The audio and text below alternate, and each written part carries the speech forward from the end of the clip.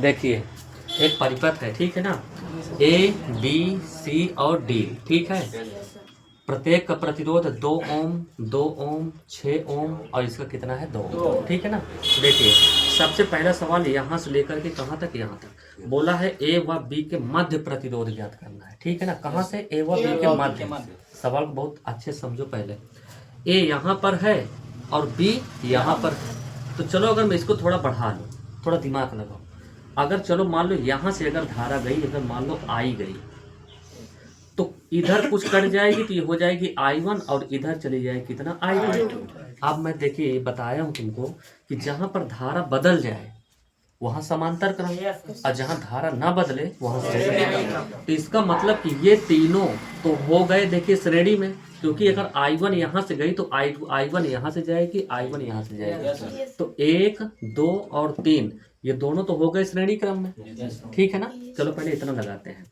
तो मैं इसको मान लेता हूँ R1, इसको मान लेता हूँ R2, इसको मान लो R3, इसको मान लो R4, ठीक है ना। तो लिखेंगे, देखिए हल यहीं से स्टार्ट है, ठीक है। यहाँ पर लिखा है कि R1 कामा R2 व R3 श्रेणी क्रम में है, तो श्रेणी क्रम में है।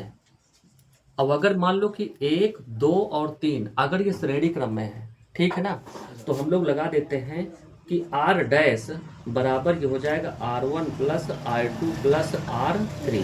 तो यहाँ पर देखिए R डैश, R1 की वैल्यू कितना है, देखिए प्रत्येक 2 है, 2 है, ये भी 2 है, आगे कर दो ओम।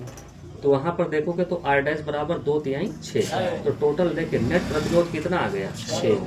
तो अब बताओ हमारा नया फिगर क्या बना, मतलब इन सभी को इकट्ठा कर देता हूँ। जब मैं इकट्ठा करूँगा तो यही तो निकलेगा, यहाँ से मतलब कि एक सर्किट ये बन गई, यहाँ से ये, और दूसरा यहाँ से ये हो गया, और ये जाके इकट्ठा हो गया, तो ये हो गया R डैश बराबर कितना आया 6 ओम। तो चलो कितना हो गया 6 ओम, और देखिए R4 बराबर कितना आ गया 6 ओम, ठीक है। अब अगर देखिए अगर आगे लगाएंगे तो अब देखो जो धारा यहाँ से जाएगी, तो अगर इधर चली गई I1, यहाँ चली जाएगी अगर I2, तो बताओ ये दोनों किस क्रम में हो गए, समांतर क्रम में। और जब समांतर हो जाएंगे तो लिखेंगे R डैश व R4 समांतर क्रम में है। तो अगर इस समांतर क्रम में हो जाएंगे तो 1/R इक्वलेंट्स मतलब कुल निकल आएगा प्रतिरोध, ठीक है ना। तुल्य, इक्वलेंट्स का मतलब होता है तुल्य, बराबर, तो 1/R डैश प्लस 1/ ये हो गया R4, ठीक है। तो 1/R इक्वलेंट्स बराबर कितना हो जाएगा, 1/R डैश की वैल्यू कितना है 6 है, और इसकी वैल्यू कितना है 6 है, तो 1/R इक्वलेंट्स बराबर बताओ इसका दोनों का एलसीएम कितना आ गया 6। तो 6 से 6 कैंसिल, तो कितना हुआ 1 + 1, तो 1/R इक्वलेंट्स बराबर ये हो जाएगा 2/6। तो अगर मैं इसको पलट दूंगा तो ये हो जाएगा R इक्वलेंट्स बराबर 6/2। अगर इसको कैंसिल करेंगे कितना आएगा 3, तो R इक्वलेंट्स बराबर कितना आ गया 3 ओम। तो ए व बी के मध्य, ए व बी के मध्य तुल्य प्रतिरोध, तुल्य का मतलब कुल प्रतिरोध, तुल्य प्रतिरोध हमारा कितना आ गया, ये टोटल आ गया 3 ओम, और यही हमारा क्या है आंसर है। जल्दी से नोट करिए। देखिए अगला सवाल हमसे बोला है ए व सी के मध्य प्रतिरोध, ठीक है ना। तो मतलब यहाँ से लेकर के यहाँ तक का हमको जो है तुल्य प्रतिरोध ज्ञात करना है, ठीक है ना। तो देखो अगर यहाँ से करंट गई तो कुछ तो करंट इधर से चली गई, कुछ इधर से चली गई, तो सोचो यहाँ से गई और अंत में जाकर सी पर पहुंची, और यहाँ से जाएगी कुछ जा करके सी पर पहुंचेगी। तो देखो जितना यहाँ से गई उतना यहाँ जाएगी, तो ये दोनों हो गए श्रेणी क्रम में। और यहाँ से देखा जाए तो यहाँ से ये गई, मतलब जितना I2 इधर से जाएगी उतने घूम के इधर से जाएगी, तो ये दोनों श्रेणी में हो गए, ये दोनों श्रेणी में हो गए। तो लिखेंगे हल, सेकंड नंबर का हल है, तो R1 व R2, R1 व R2 ये दोनों किस क्रम में है, ये दोनों हो गए श्रेणी क्रम में, ठीक है, श्रेणी क्रम में है। तो यहाँ पर फार्मूला लगा देते हैं, तो R डैश बराबर कितना हो जाएगा R1 प्लस R2 हो गया। तो R डैश बराबर R1 की वैल्यू कितना है 2 है, इसकी वैल्यू भी 2 है, और टोटल अगर देखा जाए तो R डैश कितना आ गया 4 ओम आ गया, ठीक है। अब उसके बाद यहाँ से देखिए, तो यहाँ पर देखिए अब R4 और R3 जो करंट यहाँ से जाएगी वही करंट यहाँ से जाएगी। जाना कहाँ पर है? बिंदु C पर, क्योंकि A और C के बीच प्रतिरोध ज्ञात करना है। तो जितना देखिए 3 पर जाएगी उतना ही कहाँ पर 4 पर जाएगी। तो लिखेंगे R3 व R4 किस क्रम में है? श्रेणी क्रम में। तो श्रेणी क्रम में है। लेकिन एक बात जान लो, अगर धारा का मान समान रहे, धारा अगर ना बदले तो किस क्रम में होगा? श्रेणी क्रम में। अब अगर धारा बदल जाती है तो समांतर क्रम में। तो यहाँ पर देखोगे तो R डबल डैश बराबर निकाल लो, तो इसका मान देखिए कितना हो जाएगा? R3 व प्लस R4। तो R डबल डैश बराबर R3 की वैल्यू कितना है? 6, सॉरी 2 है, और इसकी वैल्यू कितना है? 6 है। तो R डबल डैश बराबर 6 तो कितना हो गया? 8 ओम। ये आ गया। अब लिखेंगे ए व, अब देखो जो हमारा जो फिगर बन गया, अब वो कैसे बना? कैसे बन गया देखो,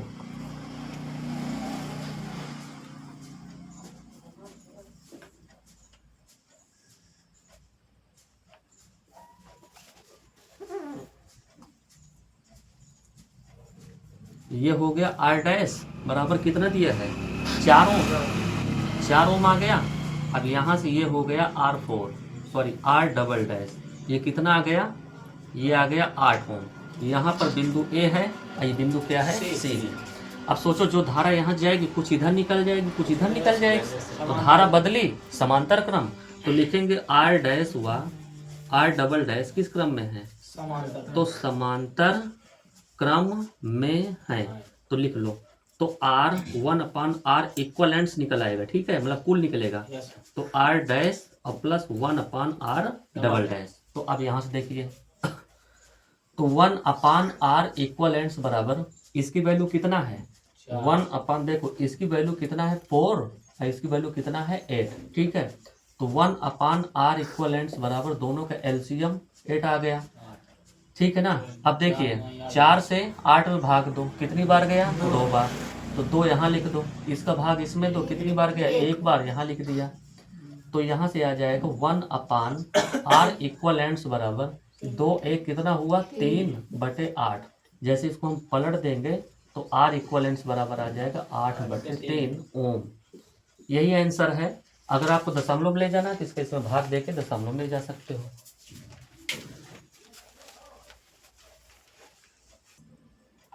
देखिए सवाल क्या है, लिखा है 12 ओम प्रतिरोध के एक समान लिखा है परिच्छेद वाले तार को वृत्त के रूप में देखिए मोड़ा गया है। इस वृत्त के किसी भी व्यास के सिरों के बीच, व्यास के सिरों के बीच, ये बताओ व्यास के कितने सिरे होते हैं? तो मतलब 2 सिरे हो गए। तो जैसे मान लो कोई तार है और वो इस तरह से देखिए तार मुड़ी हुई है, ठीक है ना। अब चलो ऐसा करता हूँ, यहाँ पर एक चलो बना दो इस तरह से प्रतिरोध, चलो ये बना दिया, ये कितने का है? 12 ओम का ये है। और एक इधर बना दो, तो एक प्रतिरोध हमने ये बना दिया, और ये भी कितना है? 12 ओम का। अब बोल रहा है कि इनके सिरों के बीच, तो चलो अगर मैं अगर इस तरह से अगर एक व्यास खींचूं, इस तरह से व्यास अगर खींच लिया, ठीक है, तो देखा जाए तो अगर देखो ये सेंटर हो गया केंद्र O, तो देखा जाए तो ये वाला अगर चलो देखो, अगर यहाँ से अगर तुम धारा अगर I दे रहे हो तो कुछ धारा इधर चली जाएगी जो हो जाएगा I1, और कुछ धारा इधर चली जाएगी जो क्या हो जाएगी I2। कुछ समझ में आया? तो इसका मतलब धारा बदल गई, और धारा बदली तो कौन सा क्रम? समांतर क्रम। तो मान लो इसको R1 और इसको मान लेता हूँ R2। तो लिखेंगे R1 व R2 किस क्रम में है? तो समांतर क्रम में है, ठीक है। अगर समांतर क्रम में होगा तो फार्मूला इसके लिए क्या होगा? 1/R इक्वलेंट्स बराबर 1/R1 प्लस 1/R2। तो 1/R इक्वलेंट्स बराबर 1 देखिए कितना है? 12 है ना ये, और ये भी कितना है? 12। तो 1/R इक्वलेंट्स बराबर कितना हो जाएगा? इनका एलसीएम कितना आ जाएगा? 12। 12 से 12 कैंसिल एक बार में, और 12 से 12 कैंसिल एक बार में। तो R इक्वलेंट्स बराबर कितना आ जाएगा? 2/12। इसको पलट दो तो R इक्वलेंट्स बराबर आ जाएगा 12/2। कैंसिल करेंगे तो आ जाएगा 6। तो इनके बीच जो तुल्य प्रतिरोध होगा वो कितना होगा? 6 ओम। यही क्या है हमारा आंसर।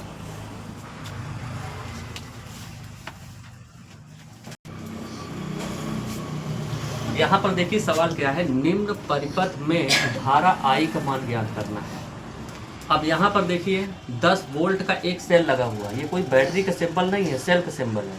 उसके बाद 2 ओम का प्रतिरोध यहाँ लगा है, 4 ओम का यहाँ है और 4 ओम का यहाँ है, ठीक है ना। चलो ठीक है, मान लो सेल कितना धारा उत्पन्न करेगा सेल, तो चलो मान लो धारा बताओ सेल कैसे उत्पन्न करेगा धारा इसी तरह तो देगा।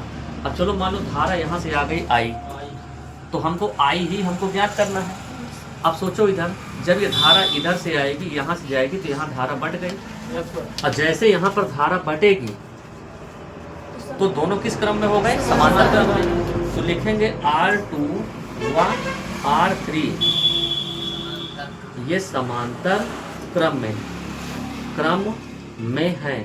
अब जब दोनों समांतर क्रम में होंगे तो 1/r' बराबर कितना हो जाएगा, ये हो जाएगा 1/, ये हो जाएगा R2 प्लस 1/r3। तो 1/r' बराबर 1/r2 की वैल्यू कितना दी गई है, 4, और इसकी वैल्यू कितना है, 4 है। तो 1/r' बराबर दोनों का एलसीएम कितना आ गया, 4, 4 से 4 कैंसिल 1, ये भी 1 हुआ। तो यहाँ से देखा जाए तो 1 1 कितना हुआ, 2/4। जैसे आप इसको मतलब कि ऊपर ले जाओगे ये हो जाएगा 4/2, कैंसिल करोगे 2 आ गया, तो r' का मान कितना आ गया, 2 ओम, ठीक है। r' का मान कितना आया, 2 ओम। अब उसके बाद आगे तो अब बताओ नया हमारा परिपथ कैसे बन गया, नया परिपथ हमारा यही तो बना। यहाँ पर इस तरह से लगा हुआ है सेल, ये प्लस माइनस कितने वोल्ट का है, 10 वोल्ट का, एक रेजिस्टेंस यहाँ लगा हुआ है और दूसरा। अब बताओ ये दोनों इकट्ठा होकर कितना आ गया, 2 ओम, मतलब ये दोनों तुल्य कितना आ गए, 2 ओम। तो खाली इतना मैं बना देता हूँ बस, ये कितना हो गया, 2 ओम। तो 2 ओम का देखिए 2 ओम का ये भी है और अंत में 2 ओम ये आ गया, ये हमारा R1 है और ये आ गया R'। अब देखो जितना करंट यहाँ से आएगी, अब बताओ वो करंट इधर जाएगी, उतना ही करंट घूम के इधर से जाएगी। तो दोनों किस क्रम में हो गए, श्रेणी क्रम में। तो लिखेंगे R1 व R' श्रेणी क्रम में है। और जब श्रेणी क्रम में हो जाएंगे तो हो जाएगा R इक्वलेंट्स बराबर, ये हो जाएगा R1 प्लस R'। तो R इक्वलेंट्स बराबर R1 का मान कितना है, 2, और इसका मान कितना है, 2। तो टोटल देखिए, तो यहाँ से हो जाएगा R इक्वलेंट्स बराबर 2 2 कितना हुआ, 4। तो 4 ओम का प्रतिरोध आया। तो देखिए तुल्य प्रतिरोध 4। तो बताओ नया परिपथ क्या बन गया, नया परिपथ ये बन गया, ये हुआ प्लस ये हुआ माइनस, और 10 वोल्ट का विभवांतर है। अब यहाँ पर देखिए खाली एक रेजिस्टेंस बचा, बस ये हमारा नया परिपथ ये बन गया। और टोटल कितना आ गया, 4 ओम। हमको निकालना किसका मान है, धारा आई का। तो हमें पता है ओम का नियम, तो ओम के नियम से, तो ओम का नियम क्या होता है, V बराबर होता है I/R। तो बताओ V का मान कितना दिया गया है, 10, और I का मान हमें ज्ञात करना है। R का मान कितना आया, R का मान आया 4। जब ये इधर आ जाएगा तो धारा I बराबर 10/4, काट दो इसको, 4 दूना 8, और उसके बाद दशमलव, 4 पंचे 20। तो धारा आ गई 2.5 एम्पियर। ये हमारी धारा का मान आ गया।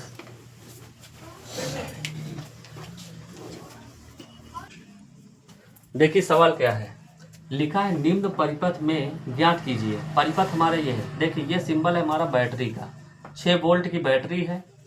यहाँ पर देखो ये बैटरी A और B के बीच कनेक्ट है। यहाँ से एक परिपथ है जो 3 ओम का है, फिर यहाँ 1 ओम का है, यहाँ 2 ओम 2 ओम, फिर यहाँ जा करके बिंदु B पर जाके जुड़ी हुई है, ठीक है ना। अब थोड़ा समझिए, अगर देखो बड़ी डंडी जो होगी वो होगा प्लस, छोटी होगी वो क्या होगा, माइनस, ठीक है ना। अब इसको थोड़ा समझो, देखिए करंट किधर की ओर चलेगी, करंट इधर की ओर जाएगी ना, ऐसे करंट जाएगी ऐसे, और जा करके ऐसे जो है बदल जाएगी करंट, और यहाँ जाके यहाँ इकट्ठा हो जाएगी, अंदर पूरा निकल जाएगी। अब समझो सवाल में हमसे क्या कहा है, A व B के मध्य तुल्य प्रतिरोध, समझ में आई बात। तो A व B के मध्य हमको तुल्य प्रतिरोध निकालना है। तो देखिए जो करंट यहाँ से जाएगी वही करंट यहाँ से जाएगी। तो पहले मान लेता हूँ, चलो ये हो गया R1, ये कितना हुआ I2, इसे मान लो R3, और इसे मान लेते हैं R4। बताओ समझ में आया इतना। तो सबसे पहले देखो इधर, चाहे तुम श्रेणी से स्टार्ट करो चाहे समांतर से, मेरे हिसाब से मैं पहले इनको इकट्ठा कर लेता हूँ। तो देखो देखो जो करंट यहाँ से आई वही करंट यहाँ से जाएगी, लेकिन यहाँ पर जाके कुछ तो करंट ऊपर चली जाएगी, कुछ नीचे चली जाएगी। और जहाँ पर करंट मतलब जहाँ पर धारा का मान बदला तो कौन सा क्रम? समांतर। तो R3 और R4 किस क्रम में हुए? समांतर। तो लिखेंगे नंबर फर्स्ट है, ठीक है, ये हो जाएगा R3 व R4, ये दोनों किस क्रम में हैं? तो समांतर क्रम में हैं। तो इसके लिए फार्मूला होगा 1/r' बराबर 1/r3 और प्लस 1/r4। तो 1/r' बराबर 1 बताओ R3 की वैल्यू कितना है? 2 है, और इसकी वैल्यू कितना है? 2 है। तो यहाँ से हो जाएगा 1/r' बराबर एलसीएम आ गया 2, 2 से 2 कैंसिल 1 और 2 से 2 कैंसिल 1। तो यहाँ से देख लो, तो 1/r' बराबर 1 कितना हुआ? 2/2। इसको पलट दो तो r' बराबर 2/2 ही आएगा, कैंसिल हो गया। तो r' बराबर कितना आ गया? 1 ओम। तो अब बताओ हमारा नया परिपथ क्या बना? नया तो यही तो बना ना, नया परिपथ हमारा बन गया। ये तो हो गई हमारी बैटरी, ये हो गया बैटरी जो कितने की है? 10 वोल्ट की। अब उसके बाद यहाँ बिंदु ए है, ये बिंदु क्या है? बी है। तो एक देखिए प्रतिरोध यहाँ लगा हुआ है, उसके बाद यहाँ से जाके एक प्रतिरोध ये हुआ। अब बताओ इनको दोनों को इकट्ठा कर लिए तो इसका प्रतिरोध ये हो गया, ठीक है ना, ये। अब ये जा करके इस तरह से कनेक्ट हो गया। अब ध्यान से देखो, ये कितना है? 3 ओम। ये है हमारा 3 ओम जो क्या है? R1। ये कितना है? R2 बराबर कितना है? 1 ओम। अब बताओ इनका दोनों का तुल्य कितना आ गया? R'। तो R' बराबर 1 ओम। ये हमारा जो है नया परिपथ आ गया। अब बताओ जो करंट यहाँ से जाएगी वही यहाँ से जाएगी, वही यहाँ से जाएगी, वही यहाँ से जाएगी, घूम के बी में पहुँचेगी। कहाँ पर 6 है? 6 वोल्ट है ना, ठीक है, यहाँ 6 रहेगा। अब देखिए, अब सोचो जो करंट यहाँ से जाएगी वही यहाँ से जाएगी, वही यहाँ से, वही यहाँ से जाएगी। तो धारा का मान नहीं बदला, और जब धारा नहीं बदला तो कौन सा क्रम? श्रेणी क्रम। तो यहाँ पर लिखेंगे R1 कामा R2 व R', ये तीनों किस क्रम में हो गए? श्रेणी क्रम में है। तो जब श्रेणी क्रम में है तो कितना आ जाएगा? ये हो जाएगा R इक्वलेंट्स, मतलब तुल्य निकल आएगा, R1 plus R2 plus R'। तो R इक्वलेंट्स बराबर R1 की वैल्यू कितना है? तो R1 की वैल्यू कितना है? 3, और R2 की वैल्यू कितना है? 1, R इसकी वैल्यू कितना है? R' की वैल्यू 1। तो R इक्वलेंट्स बराबर देखो टोटल हो गया कितना? 5 ओम। तो तुल्य प्रतिरोध कितना आ गया? 5 ओम। यही हमारा पहला सवाल था, ठीक है, जल्दी से नोट करो। देखिए इसका जो सेकंड पार्ट है, सेकंड पार्ट में हमसे क्या पूछा है? हमसे पूछा है परिपथ में धारा, मतलब इस परिपथ में यहाँ पर धारा कितनी है। चलो मान लेता हूँ धारा कितनी है? I। तो बताओ ओम का नियम क्या बताता है? ये बताता है V बराबर I इंटू R। तो बताओ V, अगर मुझको I का मान अगर निकालना है तो R बटे में आ जाएगा, तो V/R। तो अगर मैं I बराबर निकालूंगा, V का मान कितना है? तो V का मान देखिए यहाँ पर दिया है 6 वोल्ट, 6 दिया है। अब बताओ R तुल्य प्रतिरोध कितना आ गया? यहाँ पर हम इक्वलेंट लिख देते हैं, ठीक है ना, कितना आ गया? 5, 5 एक कम 5, अब 5 दूना 10, तो बराबर धारा 1.2 एम्पियर आ गई। करंट इतना आ गया। नंबर थर्ड में देखिए हमसे क्या पूछा है कि 3 ओम प्रतिरोध के सिरों के बीच विभवांतर। तो 3 ओम यही तो है 3 ओम। तो देखो धारा कितनी आ रही है? कितनी आ रही है? तो यहाँ पर नंबर थर्ड में देखिए, तो R बराबर कितना दिया गया? 3 ओम, और धारा कितनी आ गई? 1.2 एम्पियर। चलो वोल्टेज निकाल लो। तो यहाँ पर देखिए वोल्टेज कितना आ जाएगा? तो V बराबर सूत्र होता है I इंटू R। तो V बराबर I का मान कितना है? 1.2, और R का मान कितना है? 3। तो V बराबर 12 तिहाई 36, तो 3.6 वोल्ट। तो इसके मध्य विभवांतर कितना आ गया? 3.6 वोल्ट का विभवांतर। ये पहला सवाल हो गया, ये दूसरा हो गया, ये हो गया तीसरा।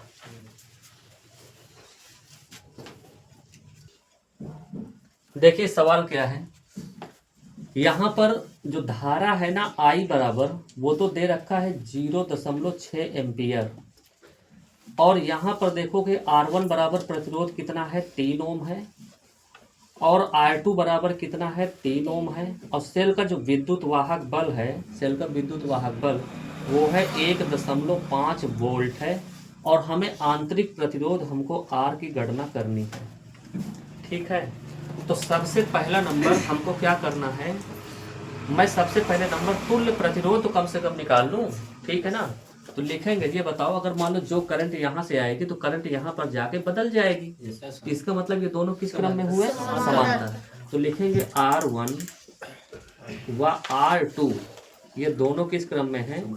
समांतर क्रम में हैं। और जब समांतर क्रम में हो जाएंगे तो R इक्वलेंट्स बराबर 1/R1 प्लस 1/R2।